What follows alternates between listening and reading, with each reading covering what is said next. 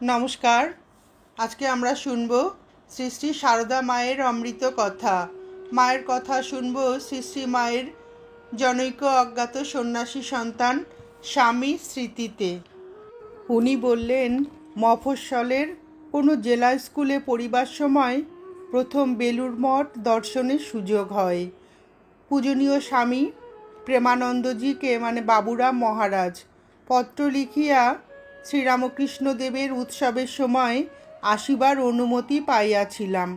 বাল্যকালে মঠ দর্শনের সেই স্মৃতির অন্য কিছু তেমন মনে নাই, শুধু একটা জিনিস অবিস্মরণীয় হয়ে আছে, ঠাকুর ঘরে বাবুরাম মহারাজের আরতি করার দৃশ্য। একটা লাল জবা ফুল লইয়া যখন তিনি ঠাকুরের আরতি করিতেছিলেন, তখন যত না ঠাকুরের দিকে চাইয়াছিলাম, মনে পড়ে সমস্ত প্রাণের আকর্ষণ নিবদ্ধ হইয়াছিল গৈরিক পরিহিত গৌরদেহ সন্ন্যাসী পূজকের প্রেম বিহবল তদ্গত আরাধনার দিকে। সেবার কয়দিন মঠে ছিলাম, উৎসব দেখিয়া স্বস্থানে ফিরিয়া গিয়াছিলাম। বাবুরাম মহারাজ বলিয়াছিলেন, এখন ফিরে গিয়ে পড়াশুনো করো, সময় হলে নিশ্চয়ই আসবে। সময় কিন্তু আসিতে দেরি হইল।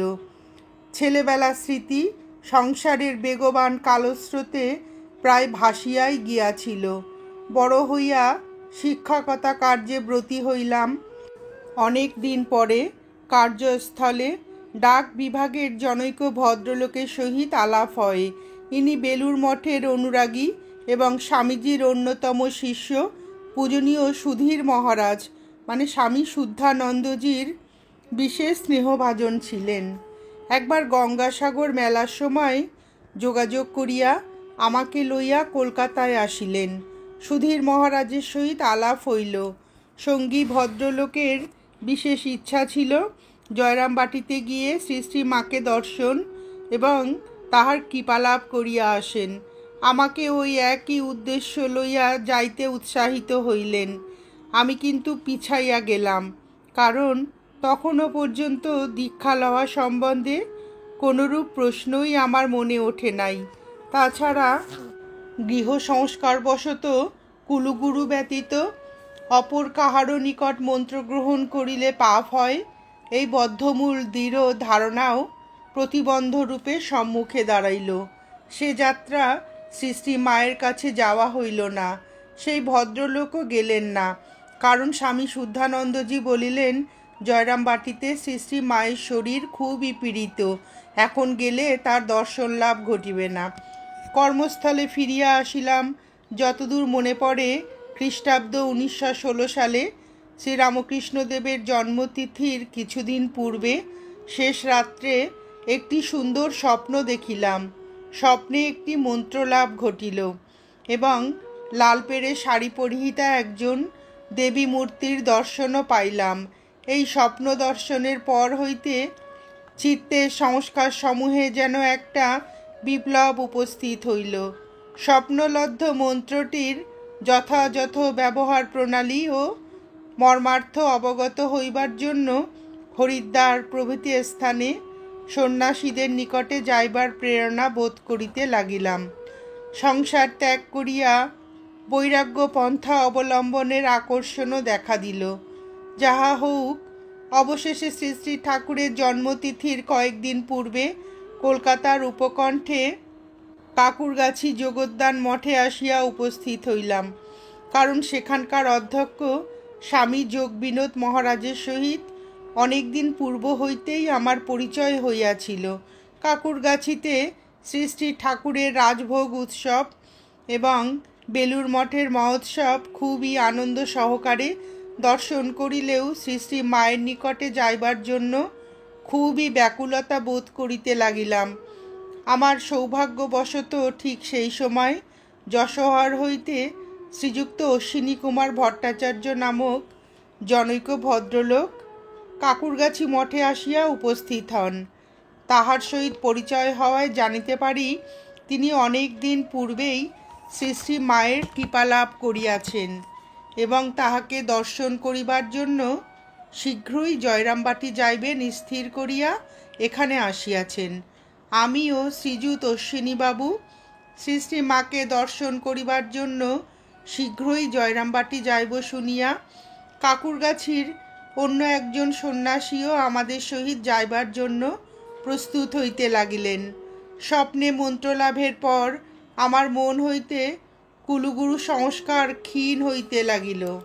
জয়রামবাটি রওনা হইবার ঠিক পূর্বদিন সকালে শ্রী শ্রী গৌরীমার আশীর্বাদ লাভের জন্য শ্যামবাজারে তাহার আশ্রমে যাইয়া তাহাকে প্রণাম করিয়া আসিলাম।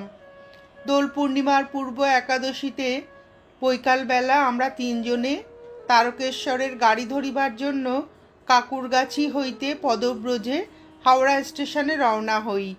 আমি ও অশ্বিনীবাবু ধীরে ধীরে চলিতেছিলাম, কিন্তু কাকুরগাছির সন্ন্যাসী মহারাজ পক্ষীরাজের ন্যায় তাড়াতাড়ি আগাইয়া আমাদের সঙ্গ ত্যাগ করিয়া কোথায় যে অদৃশ্য হইলেন, আমরা তাহাকে অনেক চেষ্টা করিয়াও পাইলাম না।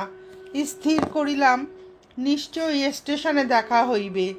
শ্রীযুত অশ্বিনীবাবুর পরামর্শ অনুসারে পূজাদির উদ্দেশ্যে বড়বাজার হইতে 5 প্রকার ফল খরিদ করিলাম। শেষে শ্রী শ্রী মায়ের ব্যবহার উপযোগী সরু লাল পেড়ে ধুতি ক্রয় করিবার জন্য সমস্ত বড়বাজার অনুসন্ধান করিয়া না পাওয়ায় যখন খুবই দুঃখিত হই, তখন আমার মনকে সান্ত্বনা দেবার জন্য অশ্বিনীবাবু বলে ওঠেন, দুঃখের কারণ নাই, মায়ের দেশে ওই প্রকার কাপড় অনেক আছে। অগত্যা নিরাশ হইয়া মাকে স্মরণ করিতে করিতে স্টেশনে যাইবার সময় হ্যারিসন রোডে একটি কাপড়ের দোকান দেখিতে পাইয়া আমরা কৌতূহলবশত সেই দোকানে যাইয়া পুনরায় অনুসন্ধান করিবার পর সেইরূপ মনোমতো কাপড় মাত্র একখানা পাই। ওই কাপড়খানা খরিদ করিয়া মনের আনন্দে তাড়াতাড়ি স্টেশনে উপস্থিত হইলাম, কিন্তু সেই সন্ন্যাসী মহারাজকে অনেক অনুসন্ধান করিয়াও পাওয়া গেল না। তাহার পর স্টেশনে সংবাদ লইয়া জানিলাম তারকেশ্বরের গাড়ি আধ ঘণ্টা পূর্বেই চলিয়া গিয়াছে। সারা রাত্রিতে আর গাড়ি নাই। অগত্যা আমরা শ্রীরামপুরে গিয়ে অশ্বিনীবাবুর জনৈক আত্মীয়ের অতিথি হইলাম এবং পরদিন সকালের গাড়ি ধরিয়া বেলা 9টা-10টার সময় তারকেশ্বরে পৌঁছালাম। সেই সন্ন্যাসী মহারাজকে দেখিতে পাইলাম। তিনি রাত্রিকার সেই গাড়িতে বরাবর তারকেশ্বরে চলিয়া আসিয়াছেন বলিলেন। আমরা তিনজনে একত্র হইবার পর আমাদের মনের উদ্বেগ চলিয়া গেল। আনন্দে স্নানাদি শেষ করিয়া যথাসাধ্য বাবা তারকনাথের পুজো এবং মনোবাসনা নিবেদন করিয়া আহারান্তে সামান্য বিশ্রামের পর বেলা 2টার সময় কামারপুকুর রওনা হইলাম। সন্ধ্যা নাগাদ দামোদর নদী পার হইয়া আরামবাগগামী একটি গরুর গাড়িতে রাত্রি অনুমান 9টার সময় আরামবাগে পৌঁছলাম। গাড়ির ভাড়া চুকাইয়া দিয়া পুনরায় সেই সুবিমল জ্যোৎস্নালোকে পদব্রজে কামারপুকুর রওনা হওয়া গেল। কিছু দূর অগ্রসর হইবার পর রাত্রি অধিক হওয়ায় এবং পথে রাস্তা নির্দেশের জন্য কোনো লোকজন না পাইয়া নিকটবর্তী একটি দীপালোক দেখিয়া তথায় যাইয়া জানিতে পারি যে উহা একটি আবগারি দোকান। আমাদিগকে বিদেশি দেখিয়া দোকানের মালিক নিচের তলার একটি ঘরে সে রাত্রি থাকিবার অনুমতি দিলেন। ভোরে গৃহস্বামীর নির্দেশ মতো পথে রওনা হইয়া অনুমান বেলা 9টার সময় আমরা শ্রীধাম কামারপুকুর গ্রামে শ্রী শ্রী ঠাকুরের বাড়িতে উপস্থিত হইলাম। শ্রীযুত শিবুদাদা মানে শ্রী শ্রী ঠাকুরের ভ্রাতুষ্পুত্র চিরপরিচিতের ন্যায় আমাদের কুশলাদি জিজ্ঞাসা করিলেন এবং অতি যত্ন সহকারে শ্রী শ্রী ঠাকুরের ঘরে আমাদের থাকিবার ব্যবস্থা করিয়া দিলেন। জল খাবারের জন্য সেই দেশের প্রথা অনুসারে সরিষার তৈল মাখানো কাঁচা লঙ্কা সহ মুড়ি আনিয়া দিলেন। বাড়ির উঠানে একটি লাল জবা ফুলের গাছ দেখাইয়া শিবুদা বলিলেন, ওই স্থানে শ্রী শ্রী ঠাকুর ভূমিষ্ঠ হইয়াছিলেন। আমরা সেই স্থানটিতে ভক্তিভরে প্রণাম করিয়া শিবুদার প্রদত্ত রঘুবীরের প্রসাদ সহ সেই মুড়ি ভোজন করিলাম। শিবুদার নিকট জানিতে পারি যে শ্রী শ্রী মা বর্তমানে কোয়ালপাড়ায় আছেন। সমস্ত দিন ও রাত্রিটার কিয়দংশ সময় শিবুদার সহিত আলাপ আলোচনা ও ভজন কীর্তনে আনন্দে কাটাইয়া পরদিবস ভোরে কামারপুকুর হইতে পদব্রজে রওনা হইলাম এবং বেলা অনুমান 10টার সময় কোয়ালপাড়া মঠে পৌঁছালাম। মঠের অধ্যক্ষ স্বামী কেশবানন্দজির সহিত আলাপে জানিতে পারিলাম শ্রী শ্রী মায়ের ভ্রাতুস্পুত্রী শ্রীমতী রাধারানী খুবই অসুস্থা। শ্রী শ্রী মা তাহাকে লইয়া অত্যন্ত ব্যস্ত আছেন, কেহই মাকে দর্শন করিতে পান না। কেশবানন্দজি আরও বলিলেন যে কয়েকদিন পূর্বে ঢাকা হইতে একজন উচ্চপদস্থ সরকারি কর্মচারী সেখানে 3 দিন অপেক্ষা করিয়াও শ্রী শ্রী মায়ের দর্শন পান নাই এবং বিফল মনোরথ হইয়া ফিরিয়া গিয়াছেন। আমি মনে মনে আশা পোষণ করিয়া গিয়াছিলাম যে ধুলা পায়ে চতুর্দশীর দিন মাকে দর্শন করিব এবং দোল পূর্ণিমার দিন তাহার কৃপালাভে ধন্য হইব, কিন্তু এই সকল কথা শুনিয়া খুবই ভগ্নোৎসাহ হইলাম। আবার কিছুক্ষণ পরে মনে হইতে লাগিল মা নিশ্চয়ই আশা পূর্ণ করিবেন। সমস্ত দিন চিন্তা ও উৎকণ্ঠায় কাটিবার পর যখন সন্ধ্যাও অতিক্রান্ত হইয়া গেল, তখন মনের মধ্যে খুবই নৈরাশ্য ও দুঃখ বোধ হইতে লাগিল এবং চক্ষু দিয়া জল বাহির হইয়া পড়িল। ঠিক সেই সময় শ্রীমৎ ব্রহ্মচারী বরদা মহারাজ, বর্তমানে স্বামী ঈশানানন্দজি, আসিয়া বলিলেন, মা আপনাদের ডাকিতেছেন। সংবাদ দেওয়ার সঙ্গে সঙ্গেই আনন্দে আত্মহারা হইয়া কলকাতা হইতে কৃপালাভের জন্য যে সমস্ত জিনিস আনিয়াছিলাম সে সমস্তই সঙ্গে লইয়া তৎক্ষণাৎ তাহার সহিত মায়ের বাসস্থানে গিয়ে তাহার ঘরের বারান্দায় উপস্থিত হইলাম। নিয়ম অনুসারে এক এক করিয়া দর্শনের পালা শেষ হইবার পর সকলের শেষে আমার সময় হওয়ায় আমি সমস্ত জিনিসপত্রগুলি মায়ের শ্রী পাদপদ্মের নিকটে রাখিয়া প্রণামান্তে তাকে ভালোরূপে দর্শন করিতে লাগিলাম। ইহার পূর্বে কলকাতা উদ্বোধন অফিসে আরও আমি 2-3 বার মাকে প্রণাম করিয়াছিলাম মাত্র, কিন্তু তাহার মূর্তি ভালো করে দর্শন করিবার সুবিধা হয় নাই। এখন দেখিলাম মা চৌকির ওপর পা মেলিয়া সহস্য বদনে সন্তানদের কুশলাদি জিজ্ঞাসা করিতেছেন।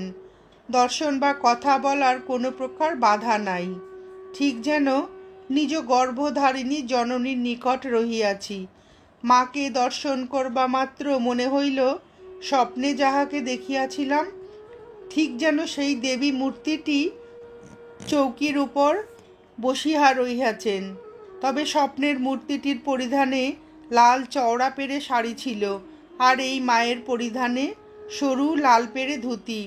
কেবলমাত্র ইহাই পার্থক্য। আমি প্রণাম করিবার সঙ্গে সঙ্গে মা বলিলেন, বাবা, ঠাকুরের জিনিস পায়ের নিকটে রাখতে নেই, অপর একজন উহা সরাইয়া রাখিতে বলিলেন।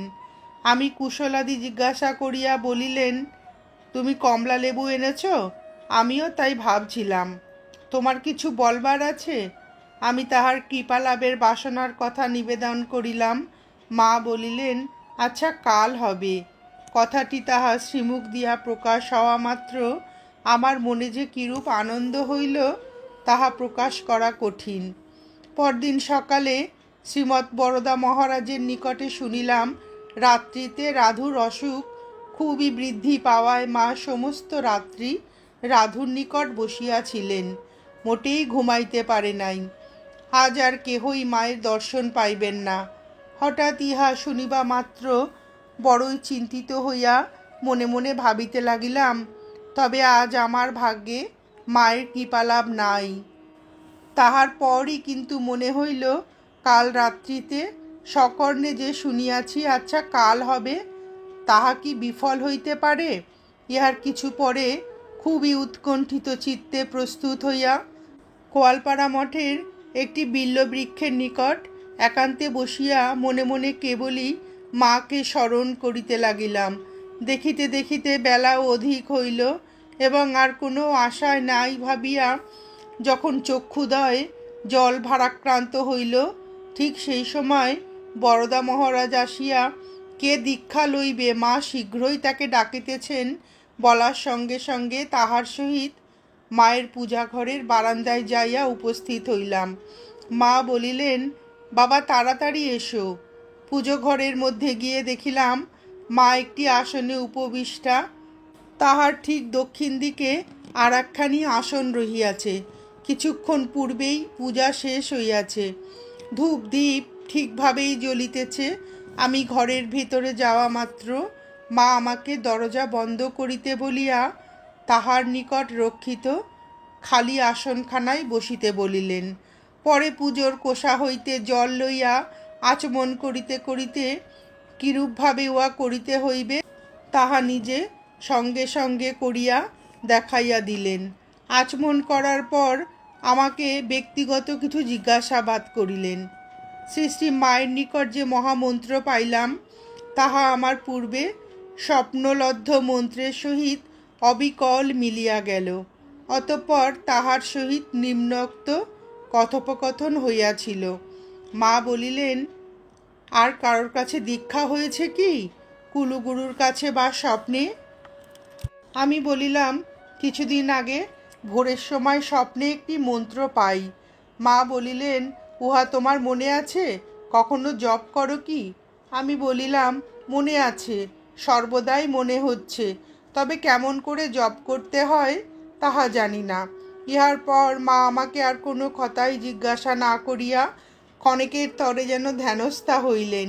তাহার পর আমাকে কৃপা করিয়া স্বপ্ন প্রদত্ত মন্ত্রটি বলিতে আদেশ করিলেন। আমি বলিলাম, এই মাত্র আপনি আমাকে যাহা দিলেন উহা সম্পূর্ণ একই। মা বলিলেন, তবু বলো। আমি তাহার আদেশ পালন করার সঙ্গে সঙ্গে মা একবার আমার মুখের দিকে স্নেহদৃষ্টিতে তাকাইয়া একটু হাসিয়া প্রায় মিনিট খানিক পরে তাহার কমল হস্তখানি আমার মস্তক পরি দিবার সঙ্গে সঙ্গে আমার সমস্ত শরীরে তড়িৎ প্রবাহের ন্যায় বোধ হইয়া কিছু সময় পর্যন্ত আমার অবস্থা যেন কেমন হইয়া গেল। এই রূপ অবস্থা যে কতক্ষণ ছিল তাহা আমার কিছুই স্মরণ নাই। আমি প্রকৃতস্থ হইলে মা করুণামাখা স্বরে জিজ্ঞাসা করিলেন, তোমার আর কিছু জানবার আছে? আমি বলিলাম, মন্ত্র কতদিন করে হাতে জপ করব, মালা নিতে পারবো কি না? মা বলিলেন, মালা এনেছ? আমি বলিলাম, না, আপনার অনুমতি না নিয়ে আনতে সাহস হয় নাই। মা বলিলেন, যতদিন ইচ্ছা জপ করে যাও। একটি মালার দানা আমাকে দিয়ে এই দানাটি মালায় গেঁথে রাখালকে মানে স্বামী ব্রহ্মানন্দকে দেবে। পরে রাখাল তোমাকে দিলে সেই মালা জপ করবে। আমি বললাম, ভুলক্রমে বা কাজের ভিড়ে যদি কোনোদিন জপ করতে না পারি? মা বলিলেন, কেন পারবে না? ভয় নেই, তুমি তো ঘরের ছেলে, না পারো আমি আছি। শেষের এই কথা কয়টি একটু জোরের সঙ্গে বলিয়া মা আবার জিজ্ঞাসা করিলেন, তোমার আর কিছু বলবার আছে? ঠিক মায়ের এই জিজ্ঞাসার সঙ্গে সঙ্গে কে যেন আমার মুখ দিয়ে প্রকাশ করিল, মা, আমি সন্ন্যাস চাই। আমি কেবলমাত্র মায়ের কৃপালাভেরই সংকল্প লইয়া গিয়াছিলাম।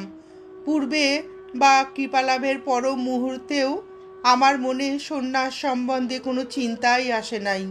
মনে সংকল্প ছিল মায়ের নিকট হইতে কৃপালাভের পর কর্মস্থলে যাইয়া পুনরায় চাকরিতে প্রবৃত্ত হইব। কিন্তু মায়ের শেষ কথার সঙ্গে সঙ্গে হঠাৎ আমার মুখ দিয়ে সন্ন্যাসের প্রার্থনা বাহির হইল। মা বলিলেন, বিবাহ করেছ? আমি বলিলাম, না। তখন মা আমাকে স্থিরভাবে বসিয়া জপ করিতে আদেশ করিয়া কিছুক্ষণ পরে সেই পুজোর কোষা হইতে জল লইয়া আমার সমস্ত শরীরে ছিটা দিয়া এবং কপালে একটি চন্দনের ফোঁটা দিয়া জিজ্ঞাসা করিলেন, গেরুয়া এনেছ? আমি না বলার সঙ্গে সঙ্গে বললেন, যা দরকার করে দিচ্ছি, তুমি মঠে যাও, সেখানে শরৎ আছে, কাহারও নিকট থেকে হোম করে সন্ন্যাস নেবে। সমস্ত কার্য শেষ হইবার পর মাকে সাষ্টাঙ্গে প্রণাম করিয়া জিজ্ঞাসা করিলাম, মা, আমি কি আজই মঠের দিকে রওনা হব? মা বলিলেন, হ্যাঁ, আজই এখান হতে রওনা হবে। আজ খুব ভালো দিন, দোল পূর্ণিমা। খুবই ভালো দিনে ঠাকুর তোমাকে কৃপা করলেন, কোনো চিন্তা নাই। সর্বদা ভাববে আমার পেছনে একজন আছেন।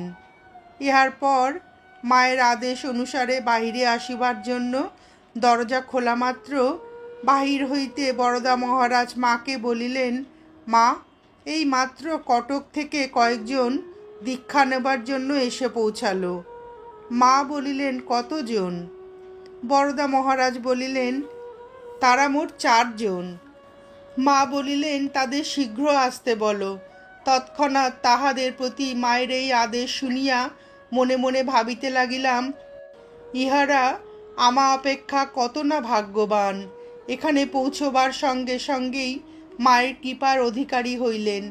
তাহারা মায়ের নিকট পৌঁছবার পর জানিতে পারিলাম, ইহাদের মধ্যে শ্রীযুত হরিবল্লভ ঘোষ নামক ভক্তটি ইহার পূর্বেই মায়ের কৃপা লাভ করিয়াছেন। বাকি 3 জন আজ মায়ের কৃপা লাভ করিয়া ধন্য হইলেন। তাহাদের কৃপা লাভের পর আমরা সকলেই সেই বাড়িতে মায়ের প্রেরিত পুজোর প্রসাদ ধারণ করিয়া পরে কোয়ালপাড়া মঠে আসিয়া প্রসাদ পাইলাম। কিছুক্ষণ পরে আমরা সকলে মায়ের দুধ ভাত প্রসাদও পাইয়া ধন্য হই। সেই দিন মঠে কিছু সময় বিশ্রাম করিবার পর বৈকালে শ্রী শ্রী মায়ের প্রদত্ত শ্রী শ্রী ঠাকুরের প্রসাদী আবির ধারণ করিয়া শ্রী শ্রী ঠাকুর ও শ্রী শ্রী মাকে স্মরণ করিতে করিতে মায়ের জন্মস্থান জয়রামবাটি দর্শন করিবার জন্য অশ্বিনী বাবু এবং কটকের সেই 4 জন ভক্ত সহ রওনা হইলাম। কেবল আমাদের সহযাত্রী কাকুরগাছির সেই সন্ন্যাসী মহারাজ কয়েকদিনের জন্য কোয়ালপাড়া মঠেই রহিয়া গেলেন।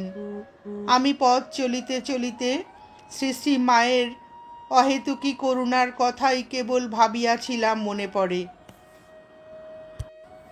নমস্কার, আজ এ পর্যন্তই। শ্রী শ্রী মায়ের জনৈক অজ্ঞাত সন্ন্যাসী সন্তানের স্মৃতিতে শ্রী শ্রী মায়ের এই মধুর অমৃত কথা শুনে আপনাদের ভিডিওটি কেমন লাগলো জানাবেন। শ্রী শ্রী ঠাকুর ও শ্রী শ্রী মায়ের আশীর্বাদ আপনাদের মাথার ওপর অঝোর ধারায় বর্ষিত হোক, এই প্রার্থনা করে ভিডিওটি শেষ করছি।